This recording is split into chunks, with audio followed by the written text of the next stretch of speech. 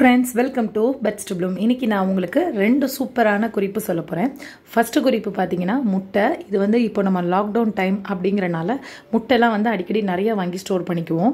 ஏனா வந்து நமக்கு பழைய முட்டை எது புது முட்டை எது அப்படினு தெரியாம சில பேர் தவிச்சிட்டு இருப்போம். அதே மாதிரி இந்த முட்டையை எப்படி வந்து லாங் பீரியட் ஸ்டோர் பண்றது அப்படிங்கற இன்னொரு அடிஷனல் டிப்ஸ் தான் நான் சொல்ல போறேன். ஃபர்ஸ்ட் இந்த மாதிரி முட்டை புது முட்டை வாங்கிட்டு வந்தீங்கன்னா அதை தனியா வச்சுக்கோங்க. ஆல்ரெடி இப்போ நம்ம ஒருவேளை முட்டையை நீங்கள் ஃப்ரிட்ஜில் வைப்பீங்கன்னா பழைய முட்டையை எடுத்து தனியாக வச்சுக்கோங்க. இப்போ புது முட்டையை நான் தனியாக வச்சுட்டேன். பழைய முட்டையில் இந்த மாதிரி ஸ்கெட்சு இல்லைனா மார்க்கர் இதுலையாவது ஒரு சின்ன சின்ன புள்ளியாக வச்சுருங்க. எதுக்காக இதுனா பழைய முட்டையில் இந்த மாதிரி புள்ளி வச்சிட்டிங்கன்னா இது பழைய முட்டைன்னு தெரிஞ்சிடும். உடைக்கிறப்பையும் உங்களுக்கு எந்த பெரிய பாதிப்பும் இருக்காது. நடுவில் உடைச்சிங்கன்னா இந்த மார்க்கர் கூட அதில் போகிறதுக்கு வாய்ப்பு இல்லை. ஸோ இப்படி மார்க் பண்ணி ஃப்ரிட்ஜில் வச்சுக்கோங்க. சின்ன டாட்டு இல்லைனா ஏதாவது ஒன்று உங்களுக்கு அடையாளம் வச்சுக்கோங்க. ஒருவேளை மார்க்கர் இல்லைனா நீங்கள் நெயில் பாலிஷ் கூட யூஸ் பண்ணிக்கலாம். ஏன்னா வந்து லைட்டாக ஒரு சின்ன டாட் மாதிரி வச்சிட்டிங்கன்னா உங்களுக்கு தெரிஞ்சிடும்.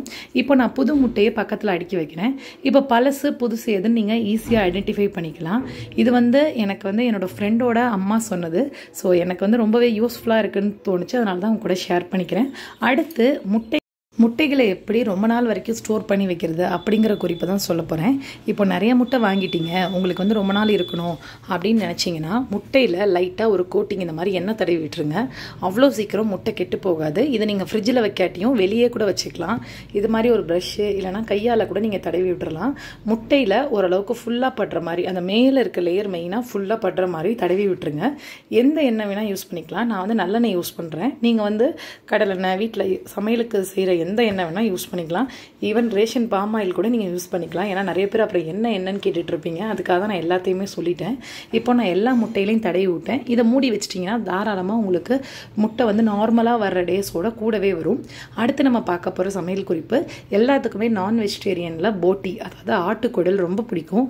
அந்த போட்டி வந்து எப்படி வந்து ஒரு மாதிரி என்ன மாதிரி பண்ணாலுமே ஒரு ஸ்மெல் இருக்கும். அதை கழுவினாலுமே அதை எப்படி அவாய்ட் பண்ணுறது அப்படின்னு தான் காட்ட போகிறேன். போட்டியை நல்லா சுத்தம் பண்ணிடுங்க. சுத்தம் பண்ணி எடுத்து வச்சுட்டு அதில் வந்து 3 ஸ்பூன் அளவு கடலை மாவு, எவ்வளோ போட்டி இருக்கோ அதுக்கு தகுந்த மாதிரி அந்த குடல்களுக்கு தகுந்த மாதிரி கடலை மாவை போட்டு நல்லா அந்த மாதிரி கலக்கி விடுங்க. கலக்கி விட்டிங்கன்னா தண்ணி அழுக்கழுக்காக வரும்.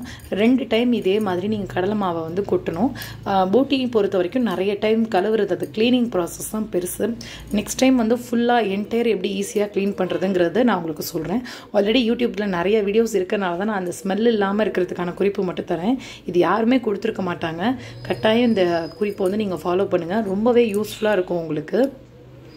இப்போ நான் வந்து அந்த கடலை மாவில் கழுவிட்டு திரும்பவும் ஒரு 4-5 தடவை கழுவினா தண்ணி வந்து வெள்ளையே நமக்கு வந்துடும். அது வரைக்கும் கழுவி சுத்தம் பண்ணிங்கன்னா உங்களுக்கு சமைக்கிறப்ப அந்த போட்டிலேருந்து ஒரு தேவையில்லாத ஒரு கவச்சி ஸ்மெல்னு சொல்லுவாங்க, அது இருக்காது. அதே மாதிரி இதோட டேஸ்ட்டும் ரொம்ப நல்லாயிருக்கும். இப்போது நான் வந்து நல்லா கழுவி எடுத்துட்டேன். கழுவி எடுத்துட்டதுக்கப்புறம் நம்ம என்ன பண்ணணும்னா ஒரு வடித்தட்டு இல்லைனா ஏதாவது ஸ்ட்ரெயினரில் போட்டு இந்த மாதிரி ஸ்ட்ரெயின் பண்ணிக்கணும். இதில் இருக்க தேவையில்லாத அந்த தண்ணியெல்லாம் இறங்கி வெறும் போட்டியை மட்டும்தான் நம்ம செய்கிறப்ப போடணும். அப்போ தான் வந்து அதில் இருக்க தண்ணி எல்லாம் சேர்ந்து அந்த கவுச்சி ஸ்மெல் இல்லாமல் நல்லாயிருக்கும். இது ட்ரை பண்ணி பாருங்கள், உங்கள் எல்லாத்துக்குமே ரொம்ப பிடிக்கும். இன்னும் நிறைய டிப்ஸ் நம்ம சேனலில் வந்துட்டே இருக்குது. அதுக்கு நீங்கள் செய்ய வேண்டியது மறக்காமல் நம்ம சேனல் பெட்ஸ் டு ப்ளூமை சப்ஸ்கிரைப் பண்ணிக்கோங்க.